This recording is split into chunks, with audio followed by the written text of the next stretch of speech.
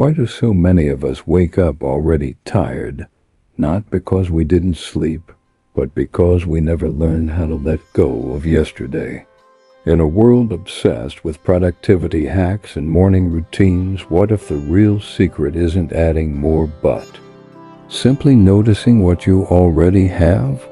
We scroll, we compare, we complain, yet deep down we know none of it makes us stronger. Could it be that the overlooked habit of gratitude and presence is the true power we've been missing? Welcome to StoicCraft, a place where ancient wisdom meets modern struggles. Here, we don't chase empty motivation. We craft strength, clarity, and resilience for the challenges of today. Stoic philosophers once wrote, "When you arise in the morning, think of what a privilege it is to be alive, to breathe, to think, to enjoy, to love." That single line holds more weight than we often realize.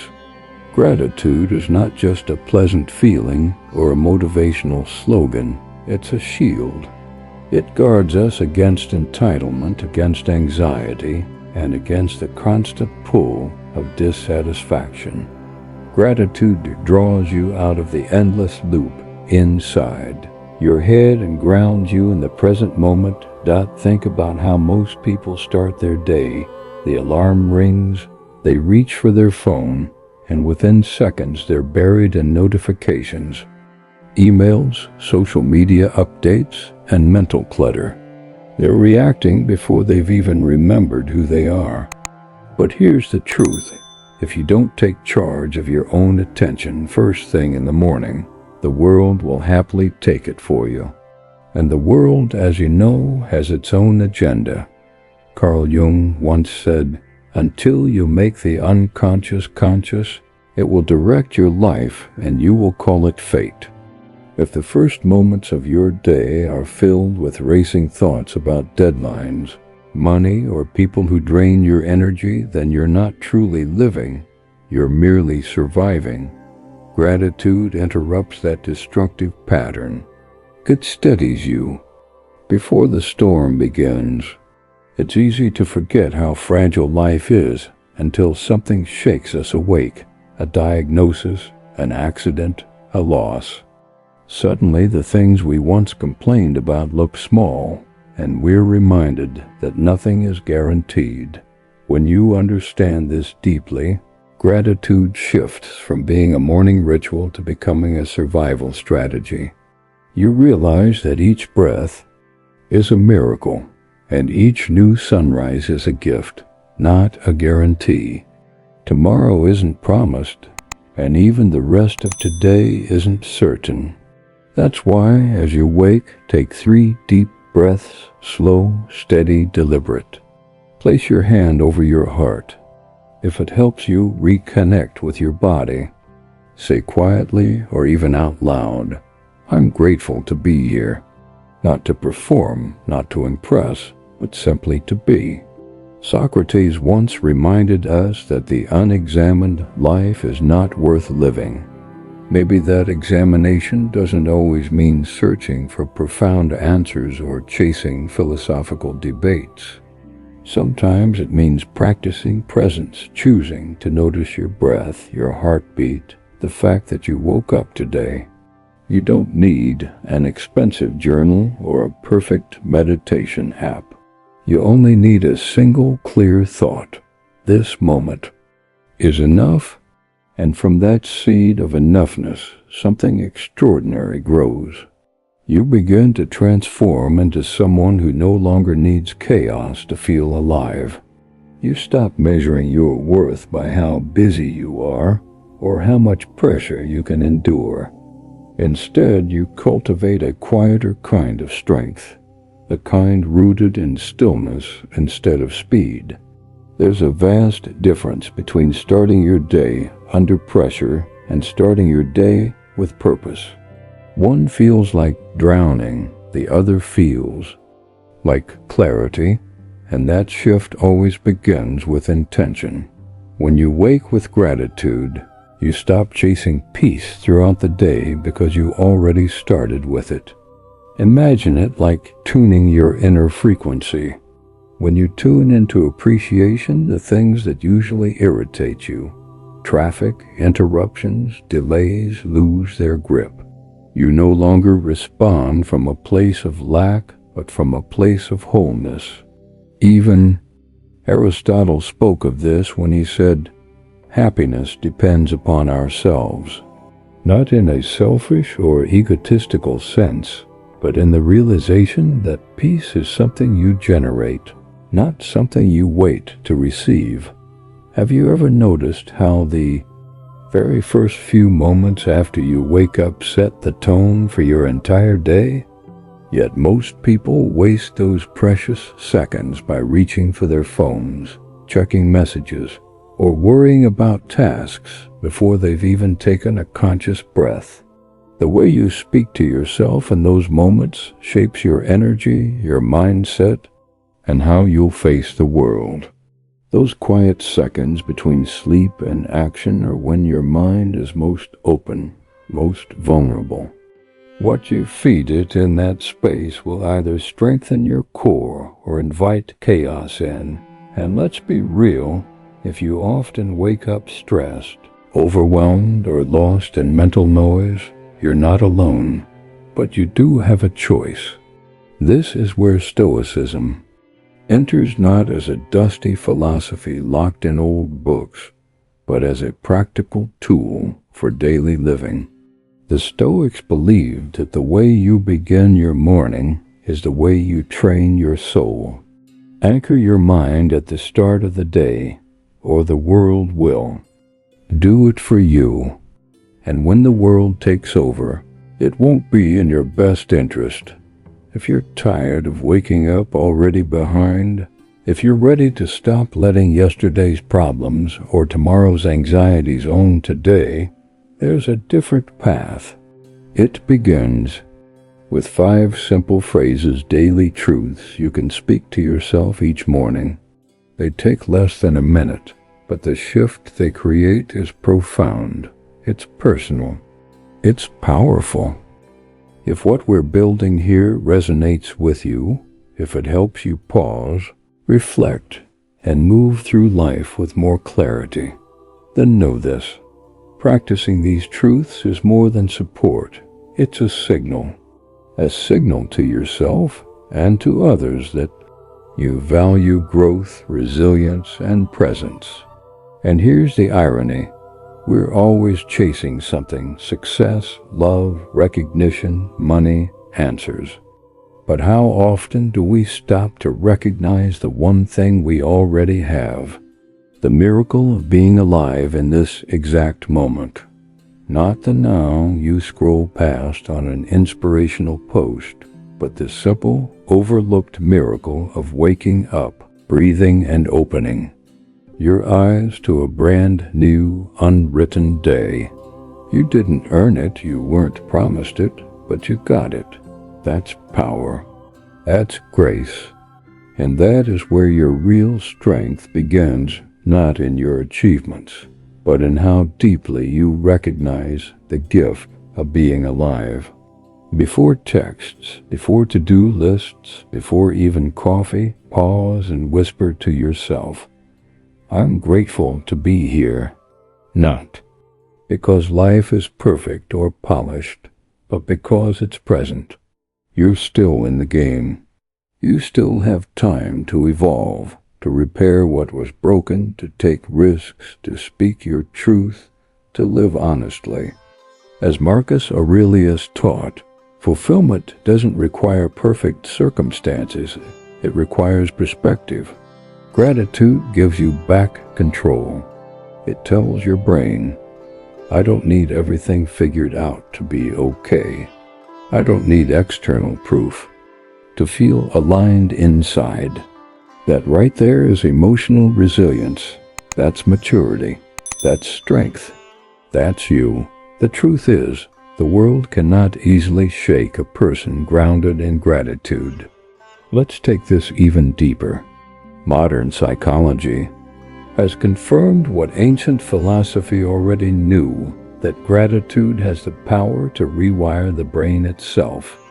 Daily gratitude practices literally reshape your neural pathways, training your mind to default toward resilience rather than despair. Studies from respected institutions like Harvard and Berkeley consistently show that people who commit to gratitude each day report higher levels of optimism, enjoy better quality sleep, and even experience stronger immune systems. Why? Not because their lives are inherently easier or less stressful, but because their focus is different. Where others see obstacles, they see opportunities. Where most rush headfirst into chaos, they pause and breathe. Gratitude becomes like an internal reset button you press each morning, one that reminds your mind and body that peace is available now, before the world gets loud. Plato once said, "A grateful mind is a great mind, which eventually attracts to itself great things." This isn't some mystical promise, it's the simple law of cause and effect. When you are centered, your decisions are better. When you are appreciative, you attract people who share that same energy. When you are grounded, you are far less likely to be manipulated, distracted, or derailed. Gratitude doesn't just change how you show up, it changes what you draw toward you. So before the day gets hijacked by obligations, notifications, or overwhelm, own those first few seconds for yourself. And how do you do that? Not with pressure, not with a rigid plan, but with presence. A simple phrase spoken with sincerity. "I'm grateful to be here." Say it, feel it. Let it soften your breath, slow your thoughts, and widen your perspective. On the surface, it might seem small, almost trivial, but that single phrase has the power to recalibrate your entire system. Gratitude is not passive, it's power. It's how you claim control before the world gets a chance to take it from you. It's how you stop merely existing and start truly living. The more often you practice this, the more you begin to realize that this moment, this exact breath, is the foundation for everything else. Not your goals, not your schedule, not even your morning coffee. Just this awareness, this life. Say it with me now, not just once, but every morning before the noise of the day rushes in. I'm grateful to be here. That is the real reset button. That is where transformation begins. But here's the catch: many people wake up already exhausted. Not because they didn't sleep, but because they never let go of yesterday. Their bodies may have rested, but their minds are still spinning, replaying conversations they regret, mistakes they wish they hadn't made, or moments they desperately wish they could rewrite. It loops in their head like a song stuck on repeat. And without realizing it, they drag all of that into a brand new day. It's like trying to run a race while carrying a heavy suitcase from yesterday. You're bound to stumble. The truth is, we carry far too much weight from the past. The awkward conversation, the missed deadline, the careless mistake. Sometimes it isn't even our own baggage. We pick up the moods, judgments, and expectations of others and let their shadows follow us into what could have been a fresh beginning. But here's something most people forget. You are not meant to relive yesterday. You are meant to learn from it and then leave it where it belongs. The real test of maturity is not perfection, it's release. Each morning remind yourself, yesterday doesn't own me. Say it like you mean it. Say it like your peace depends on it, because it does. That one sentence won't erase the past, but it creates distance from it. It draws a clear boundary between what happened and what you are choosing now. And that boundary, that choice, that is freedom. Carl Jung once said, "I am not what happened to me. I am what I choose to become." That line is pure gold. Yesterday may explain your pain, but it doesn't define your path. You get to decide what story you're telling yourself today. You get to decide whether you carry shame or strength. Too many people give this power away, endlessly replaying the worst chapters of their lives as if they were unfinished homework. But at some point, you must close that book and start writing the next chapter. The Stoics understood this with clarity. They believed that what matters most isn't the event itself, but your response to it. Epictetus said it plainly. It's not what happens to you, but how you react to it that matters. Maybe yesterday was messy. Maybe you said the wrong thing, lost your temper, or missed an opportunity. Fine, but what now? Are you going to live there forever, chained to those mistakes? Or are you going to carry the lesson forward, sharper, stronger, and clearer than before? Each day is like a blank page in a fresh journal, but if you keep scribbling yesterday's story across today's page, you'll never write anything new. That's why letting go isn't weakness, it's wisdom. It's emotional discipline. It's the choice to stop wasting today fighting battles that have already ended or trying to repair things that no longer exist. That's a deeper kind of strength, one most people overlook, the strength to stop reopening the same wound. Socrates believed that an examined life was essential, but examination doesn't mean constant reliving. It doesn't mean poking at the same pain until it bleeds again. True examination means observing, understanding, and then releasing. Taking the lesson, but leaving the weight behind. If that sounds overly simple, ask yourself honestly, what is holding on to yesterday ever really done for you? Has it healed you? Has it made your life lighter? Or has it only made your present heavier than it needs to be? Here's something practical to try.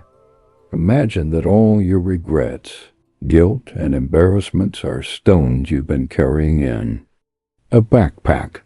Each morning before you rise, close your eyes and picture yourself slipping that backpack off your shoulders and letting it hit the floor. Feel your body relax as you release it. Let that visualization become a ritual, because when you let go physically, mentally, emotionally, your nervous system receives the message. We're safe. We're free. We're starting clean. And that single shift is how you reclaim your mornings, and ultimately, how you reclaim your life. Feel your body begin to relax. Let this visualization of release become more than just a passing exercise. Let it grow into a daily ritual, because when you consciously let go, both physically and mentally, your nervous system receives the message loud and clear. We're safe. We're free. We're starting fresh. Aristotle once taught that habit is what forms character, and he was right. Imagine if letting go wasn't just a one-time act, but a daily habit, a muscle you train every morning. With practice, release becomes easier. You begin to separate your identity from your old wounds. You stop being the person defined by mistakes or regrets, and you start becoming the person who recovers quickly, forgives faster, and deliberately chooses peace. And it's not only about big traumas or dramatic failures. Often it's the small things that weigh us down. The sharp tone in a text message, an offhand comment we overheard, or a passive-aggressive remark that slipped under our skin. These tiny cuts build up until we don't even realize why we're tense or irritable. That's why this practice of release matters daily, not just after a meltdown, but as a morning check-in. Clear the slate before the day begins. Plato once said, "The beginning is the most important part of the work." And it's true. If you begin your day dragging the past behind you, everything you say and do will be filtered through that residue. But if you begin with presence and release, you begin with clarity. You begin with power. Here's the shift. Stop treating today like it's just a continuation of your worst memories. That's not fair to you. That's not fair to your growth. Yesterday had its chance. Today is yours. And you owe it to yourself to show up fully, not halfway, not haunted, not stuck on autopilot. Say it with me again. Yesterday doesn't own me. This isn't denial. This is direction. This is you choosing healing over hurt. It's you remembering that your future isn't built from the debris of your past. It's built from the choices you make right now. So choose presence. Choose peace. Choose to drop the weight and then go live like you truly mean it. It's easy to feel as if life is spinning out of control these days. One moment you're sipping your coffee, and the next you're drowning in texts, news alerts, endless meetings, and demands from every angle. And then come the thoughts, fast, noisy, demanding attention.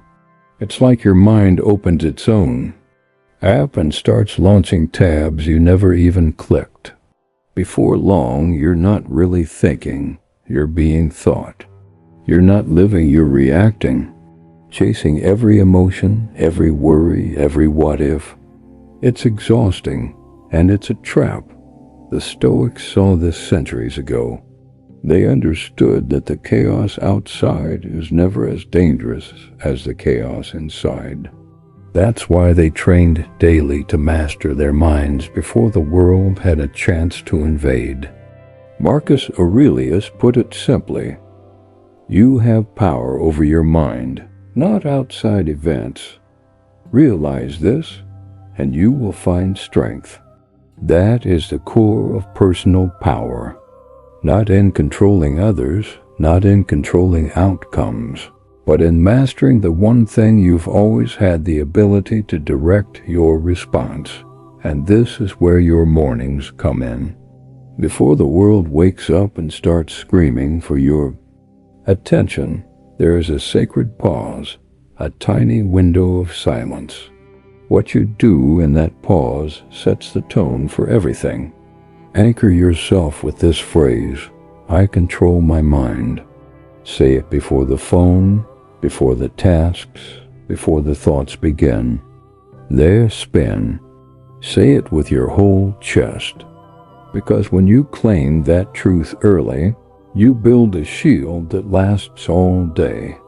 Carl Jung once wrote, who looks outside dreams. Who looks inside awakes. That isn't just poetry, it's a blueprint. Most people live outwardly focused, pulled by noise, comparison, ego, and status. But the moment you shift your gaze inward even for 60 seconds, you wake up. You realize that not every emotion is true. Not every thought deserves your attention. Your mind may be busy, but you don't have to be. Here's something simple you can do first thing in the morning. Just sit still for 1 minute. No music, no scrolling, no distractions. Just you and your breath. Inhale slowly. Exhale even slower. And when the thoughts come, and they will let them drift past like clouds, don't grab them. Don't judge them. Just breathe. That space between stimulus and response, That's where your power lives. That's where you remember, I am not my thoughts. I am the one watching them. Plato once said, the first and greatest victory is to conquer yourself. Not your inbox, not your schedule, not your to-do list, but yourself. And that victory begins in your own head. Every time you catch yourself spiraling, overthinking, or reacting, you face a choice. Will you let your mind drag you like a passenger, or will you take the wheel and direct it?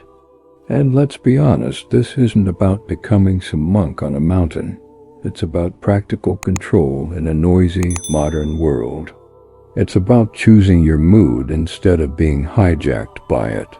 You don't have to answer every call. You don't have to feed every fear. You don't have to let every inconvenience ruin your peace. Peace isn't passive, it's a decision. The more you decide to claim it, the more natural it becomes.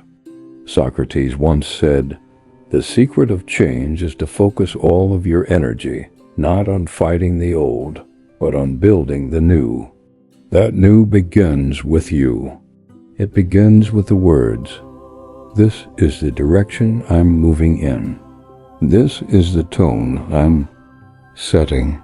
This is the mindset I choose. Mindset is not something you inherit, it's something you train. Modern psychology backs this up.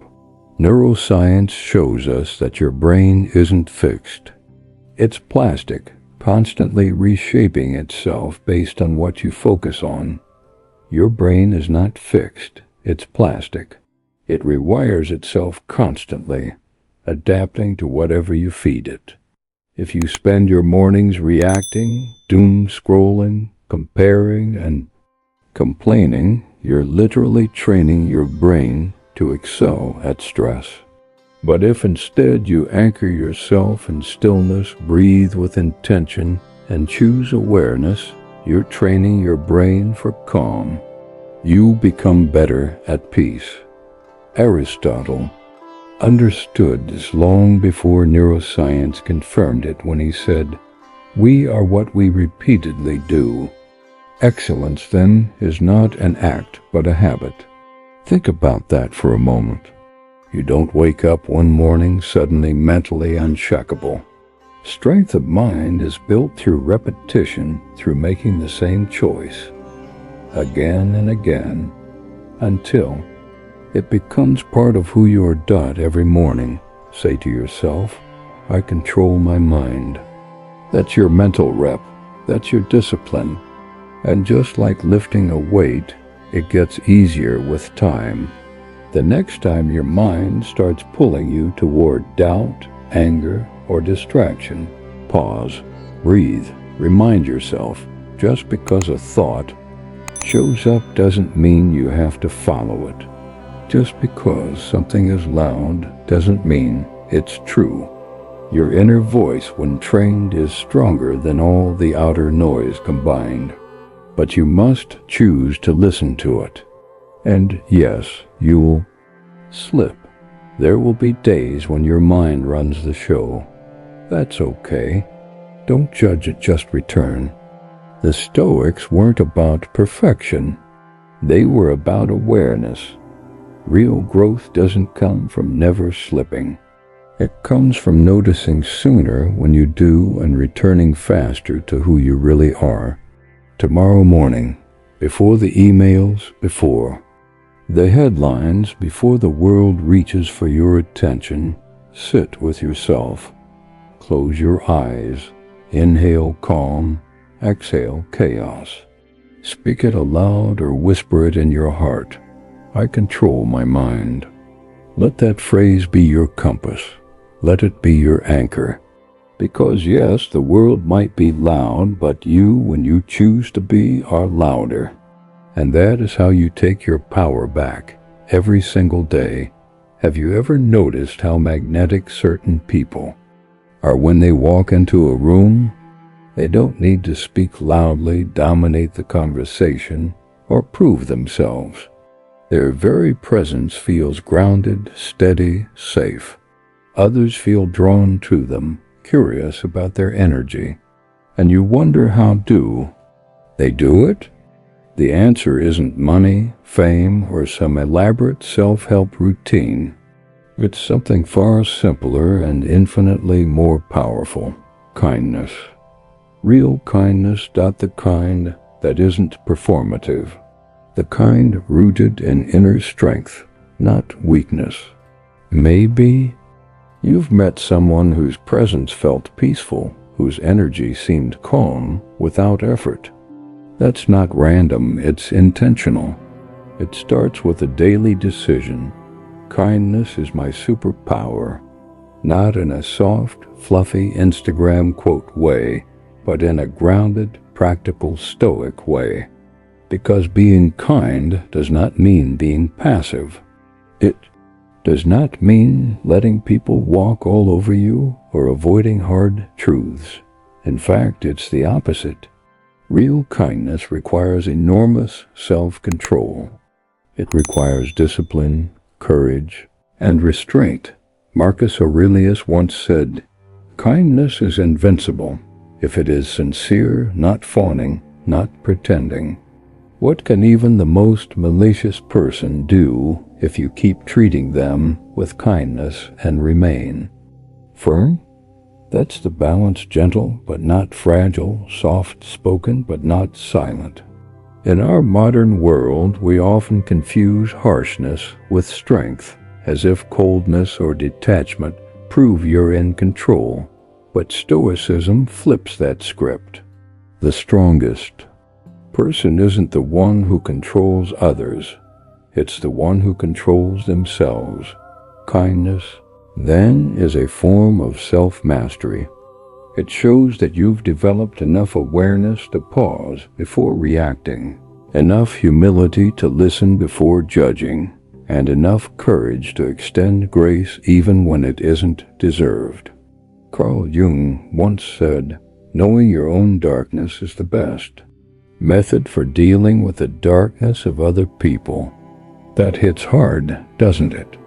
Because we all carry storms inside us, our fears, insecurities, and pain.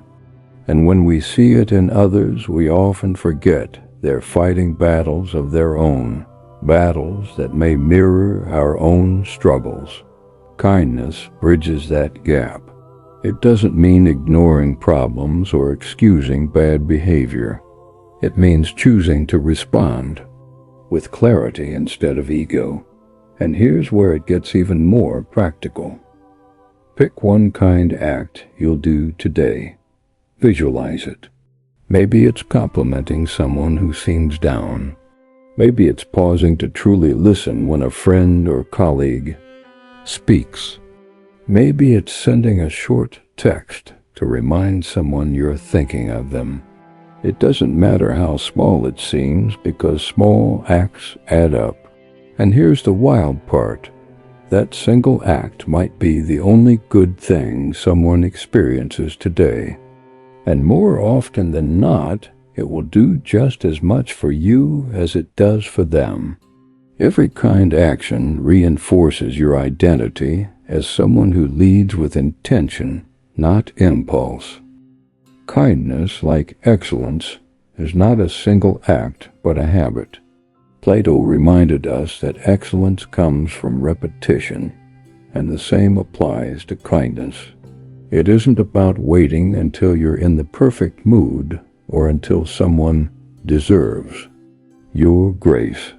It's about deciding who you want to be on purpose. You practice it, repeat it, live it until kindness becomes part of your nature. And once it becomes your nature, your very presence shifts. You no longer enter rooms desperate to get something from others. Instead, you arrive ready to give. That's a different kind of power, one deeper, quieter, and far more enduring. Yes, people may misunderstand you. They may mistake your patience for passivity, or your calm for indifference. But here's the truth: you're not doing it for them. You're doing it because it aligns with your values, because it reflects the person you're building day by day. The reality is, nothing builds long-term influence like consistent kindness. Not charm, not intellect, not sheer hustle kindness. The Stoics were not naive or soft. They were warriors of the mind. They endured hardship, betrayal, and loss, yet they still led with virtue. For them, kindness wasn't an accessory, it was essential. It was the foundation of a life well lived. And when you finally understand this, you stop looking for applause. You stop trying to prove your worth. You just live it, quietly, consistently, completely. So tomorrow morning, before the rush of the day sweeps you away, pause. Center yourself. Whisper, kindness is my superpower. Not because you need people to like you, but because it's who you've chosen to be. Then step into the world and live like someone unafraid to be good. Not fake good, not soft good, but strong good. That's the kind of presence that leaves a mark. That's the kind of presence that rewrites the energy of a room. And more often than not, that's the kind of presence that ends up changing people, starting with you. And yet, isn't it strange how easily time slips through our fingers? Have you ever blinked and realized an entire week has vanished? Not in a poetic, life is beautiful kind of way, but in a disorienting blur like, where did the time go? One moment you're sipping your morning coffee, and the next you're buried under a mountain of notifications, meetings, and responsibilities you barely remember agreeing to. It's as if the day sprinted ahead without asking for your permission, and you're left chasing after it. That's modern life for most of us. Fast, loud, demanding. But here's the truth that slices through all that noise like a blade. Everything is temporary. Stress is temporary. Pressure is temporary. Even joy and peace are passing. And far from being depressing, that's what makes life precious. The Stoics understood this better than anyone. They'd practiced memento mori, a daily reminder of mortality, not to dwell in fear, but to live with awareness. When you truly accept that nothing is guaranteed, not tomorrow, not even the next hour, you begin to treat the present moment with deeper respect. Plato once said, "Time is the moving image of eternity." That hits differently when you realize how little of it we actually use well. Most of our anxiety lives in the future. Most of our sorrow lives in the past. The present, that's where your feet are. That's where your breath is. That's where your power exists. And yet we're so distracted we miss it. We miss the sunlight streaming through the window, the taste of our breakfast, the quiet before the rain. These small, overlooked moments are everything. So remind yourself, this moment is all I have. I'm going to enjoy it.